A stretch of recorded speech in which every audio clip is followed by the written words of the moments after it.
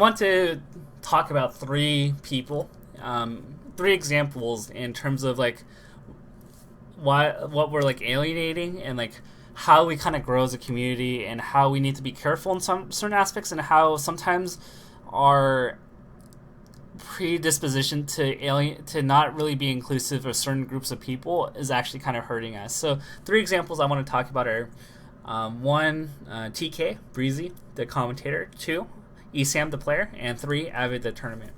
And so, I've always been one of the biggest proponents, and I've been naturally very skeptical when it comes to organizers that come from outside the community and come in and offer tournaments or try to do something in their own way to make a quick buck, or they're not really credible. So lo and behold, their business model sucks. They make this big tournament and they don't pay out. We've had a lot of cases like that in our 15-year history of tournament organizers that go short in money and not pay out their players.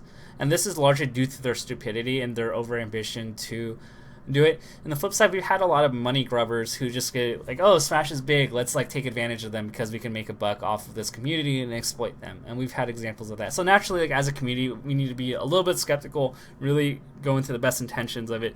But there are a lot of people, where we need to be more welcoming, and I think that there's a partnership that makes sense. And for even then, like sometimes we're alienating people within our own community. And the first example I'd give is TK Breezy, primarily known for Smash 4. It's not like he's not played Melee or other games, but the example, he was at Battle of the Five Gods, commentated the match, and he was just getting blasted from every angle possible, especially on day one. Admittedly, he wasn't really the best. On day one, he was a little nervous because of all the hate he'd potentially get, among other things, not being the most knowledgeable commentator. And then day two, he says, like, hey, like, or he does pretty good job. I think he did rather well, if we're being objective here. Day three, he finally says, hey, like, Toph, Scar, like, you guys Toph, take my spot. I don't want to do top 8. And experiences like this where like he received an enormous amount of hate, and I just don't think it's right, because it's not really his fault that he got the commentator spot first and foremost. The decision of him getting top 8 isn't like, he wasn't like campaigning, he wasn't saying like, oh, you guys better give me top 8, you might give me grand finals. That wasn't TK's position, and he made the decision not to step down from it too. And the fact that he gets hated just for getting picked, it doesn't make any sense to me. If I'm in his shoes, and the tournament organizer says, hey, like, we would like to fly you out to this event, it's South by Southwest, we'll give you hotel lodging, I'm taking that in a heartbeat, even if it's for Smash 4. Like, why would you reject that, like, free offer? And then furthermore, why would you want to hate a person that's wanting to accept that? And so why this hurts us in the long term is that it further alienates us from a group of people that I believe are very talented and that would actually help the Melee community. I think people like TK and EE are great people. Fundamentally, they're great figureheads, and I think they have the potential to be great commentators. They have a nice flow. They get energetic, and I think they're very good. The only thing is lacking is their Melee technical knowledge, and if TK says, like, hey, like, this is something I'm willing to commit to, and if you support me, I'm going to put my heart into this as well, I think he has the potential to, get really good. And lo and behold, like, when you look at a community, and I look at, at work at NASA JPL, the things we try to avoid are single points of failure and try to add redundancy to our process. And what I mean by this is that if you only have the same two commentators every time, and like everything depends on the sole livelihood of those two commentators, then what happens if one of them, no longer is a part of a community? And like, what do you have? And so it's important for us as a community to develop multiple players as talent, whether it's for commentators, whether it's for tournament organizing, whether it's for event hosting. And I think TK is one of those people that could do a really good job. I don't see where this irrational hate is really coming from, because a lot of this, frankly, wasn't TK's fault. And that's the unfortunate thing about this. So there's TK, and then the second example I want to bring is with Esam, and that's with Smash Summit 2. A lot of people say he doesn't deserve it. So keep in mind, like, before we move on, yes, there's legitimate criticism, and you can say like, well, like, I prefer that Ice would make it. It would kind of stink that I want to see a top 20 level player there, instead of Esam, who's arguably like a top 50, top 60 level player. When you really look at like how well he's done. And that's perfectly fine. But when you spew out and you make fun of the guy, you say like this guy's a trash forward player, he doesn't really care about Melee, and you make these claims that simply aren't true. We're alienating a large group of people that could potentially peer into Melee from other communities as well. And so that's the one thing I kind of disagree with. So I'm not saying like, hey, like have like you can't have a different opinion and everybody has to agree with each other and everybody has to be happy.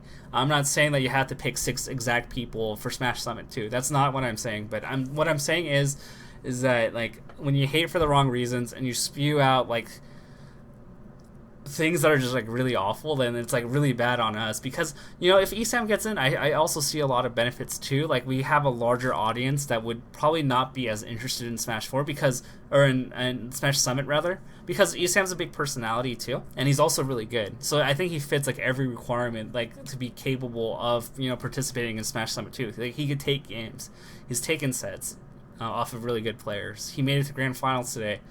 Beating other Myom top 100 players. And if Alex19 and Kage got a chance, I think ESAM does.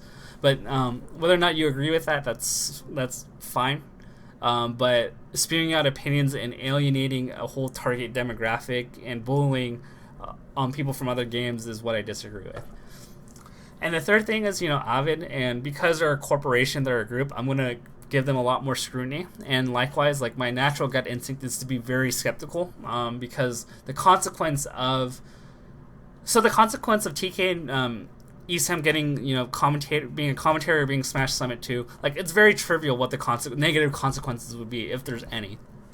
Now with Avid, who's potentially running a large event, 100K prize pot split between like 5 or 6 games, I have to be skeptical of that, just given the prior precedents and given what a tournament experience can bring in terms of a make or break experience, especially for newer players. Imagine if a newer player said like, you know what, I want to go to that event, I'm gonna buy my flight, I'm gonna buy my hotel room and invest an entire weekend. So like let's say like $600 plus an entire weekend. Well, if they have a shitty experience and this event turns out to be a scam, they're very unlikely to come back to a large national. And this actually hurts other events like that are successful. Big House, Evo, Genesis. Will they really want to come back? Will they really say like, oh yeah, I want to really travel for another Smash Major? Or will the idea of it potentially being another scam or being an awful experience come into play?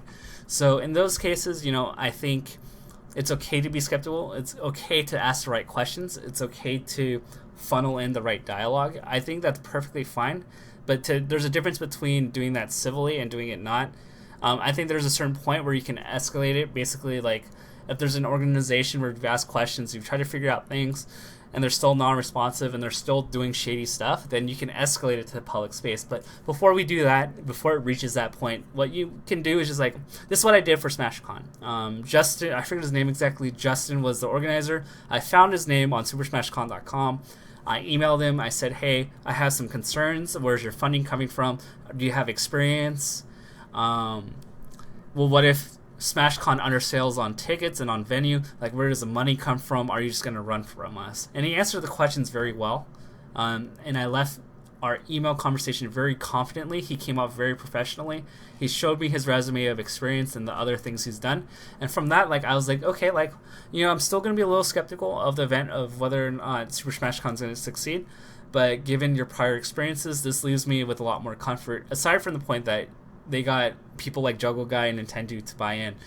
Avid, I'm still skeptical, even though you have Juggle Guy, Jabali, and Hado, very reputable TOs as a partner for it. And knowing those people has helped a lot in easing the experience, mainly because Juggle Guy is also naturally a very skeptical person. Alex Jabali is not one to just sign a deal unless it's very favorable and he's very confident in it. And Haru's also like the TO combo breaker and he's very competent. So given that they were able to buy into it, gives me some sort of confidence too. And so those are my opinions on the 3 things in regards to like, what do we partner with? What are the wrong battles what are the wrong things we're fighting against, and what should we be paying attention to with skepticism? And so I hope that talk clarifies a lot of the things I've had in terms of issues with the community.